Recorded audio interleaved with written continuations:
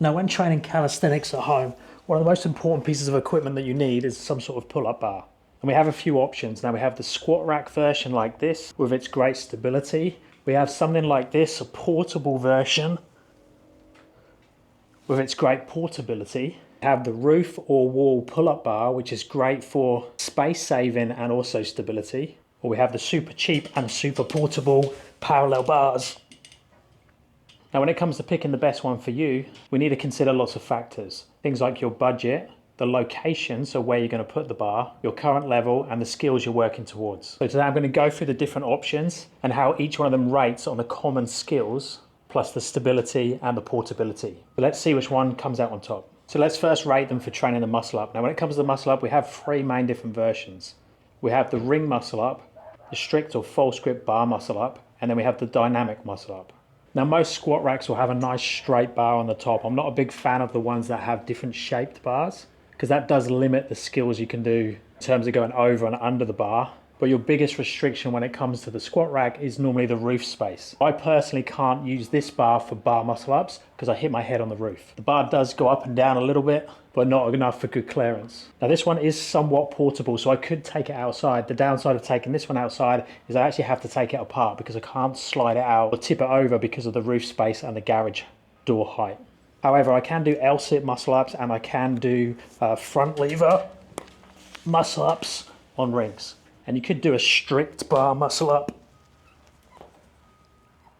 on there, but you can see I struggle with the bar moving. But if you stick some heavy weights on there or if you band that in some way, you could get away with fixing something lower down when it comes to bar muscle ups. That one is a little bit determined by the type of squat rack you buy and also that roof clearance. But I would score that 8 out of 10 for muscle ups because you can do most of them.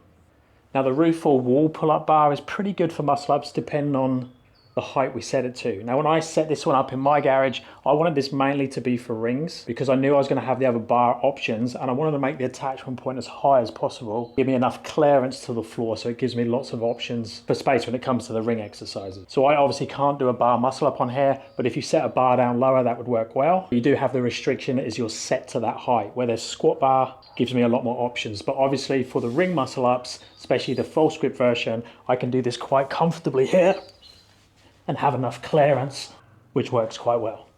So not so many options in terms of the squat rack, but I would give that a nice 7 out of 10, depending on your setup. Now, depending on the brand you go for, the portable version does give you lots of options in terms of bar height. This one can flip over in different directions, so I can flip it this way. Now I have this bar height. I can split these down.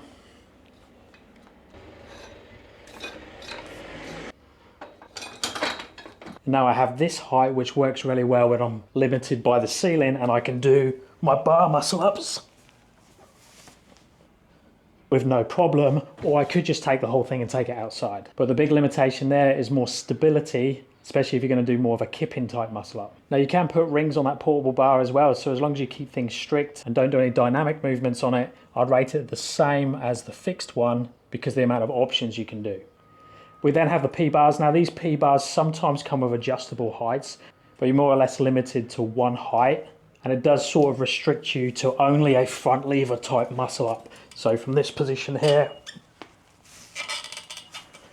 like that, but it is possible to train muscle ups on this. Now that isn't the best for learning the muscle up, so I'm going to give that a 5 because it's pretty limited, but it is possible. Now when it comes to front levers, we can obviously use all of these quite well. I'm not a big fan when you're initially learning levers to do them too high. There's so much work and energy in terms of getting into the position that once you get there and actually doing the front lever or the back lever, you're already gassed out as a beginner. So I prefer to have a setup that allows me to have a lower bar. So having a setup that allows a lower bar like this to get into your front lever positions nice and easily and hardly using any energy is a big plus.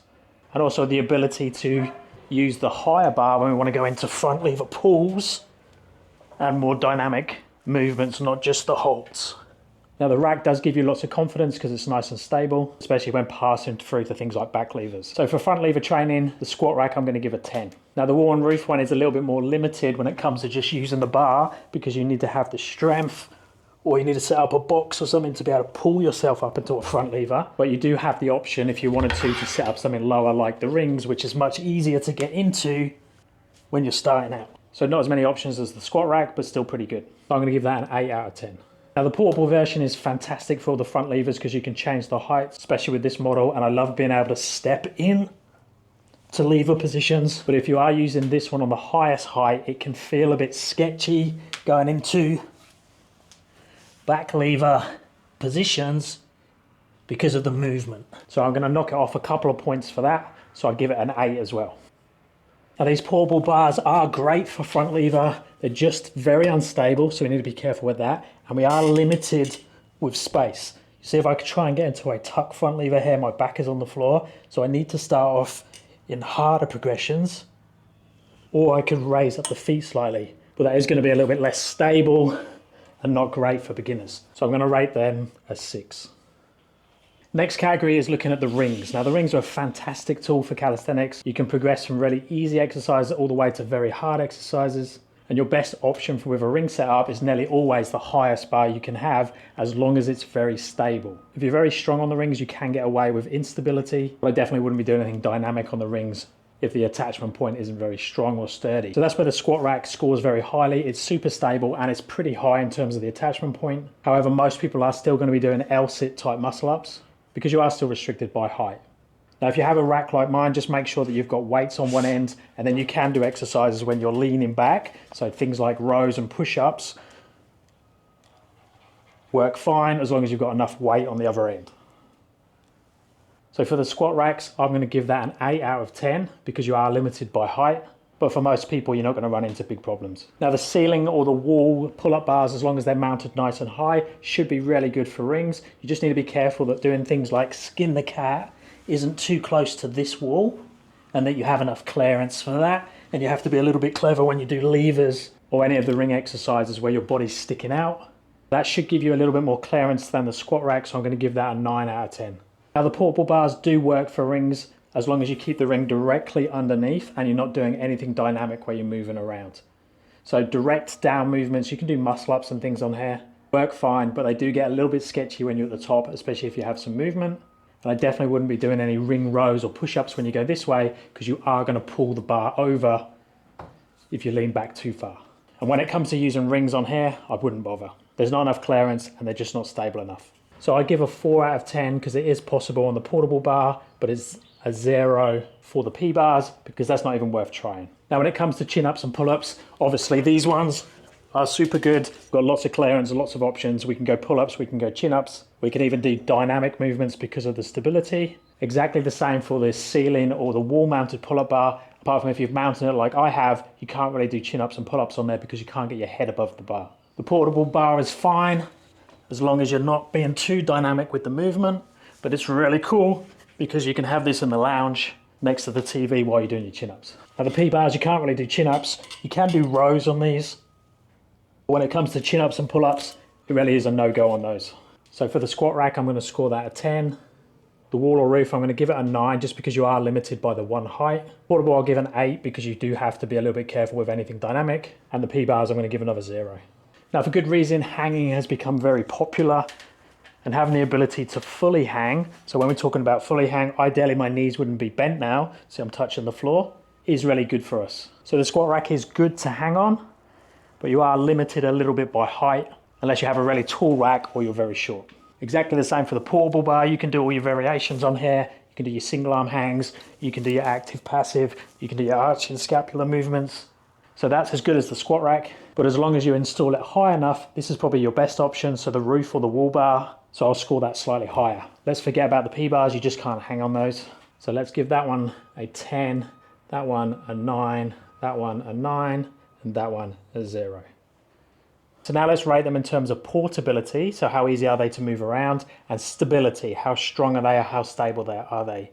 So the squat rack is super stable, you got to score that a 10, unless you get the version like I've got, as you do need to make sure that you've got that weighted down if you're doing certain exercises.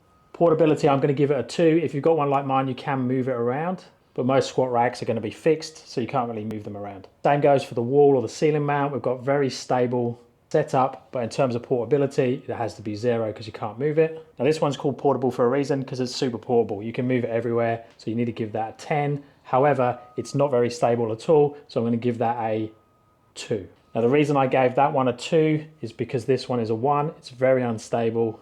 So that's in terms of bar-based movements like pull-ups, chin-ups, muscle-ups and things like that. If you're doing dips, L-sits and things on it, it is much more stable for that skill. But in terms of what we're looking at today, that scores a 1. Portability is a 10. Now obviously there's other things to take into consideration. Where you've got something like a squat rack, you can do multiple movements on it, the same as the P-bars. Again, multiple movements, just different types of movements. So you need to take into consideration what else you're going to use it for. And what I'd probably recommend you do is you get 1 or 2 of these to give you lots and lots of options. Out of interest, let's add the numbers up and see what we scored highest today. And the P-bars scored 22. So interestingly, I'd already written them up in order. Now do bear in mind though, the one that scored the highest is also the most expensive. These 3 are relatively cheap. You can pay different amounts for this, and they are a little bit harder to get hold of. I got mine secondhand off eBay for $50. So these all probably cost around the same for me. Let me know down in the comments which version you prefer. Let me know if you have any questions, and I'll speak to you next time.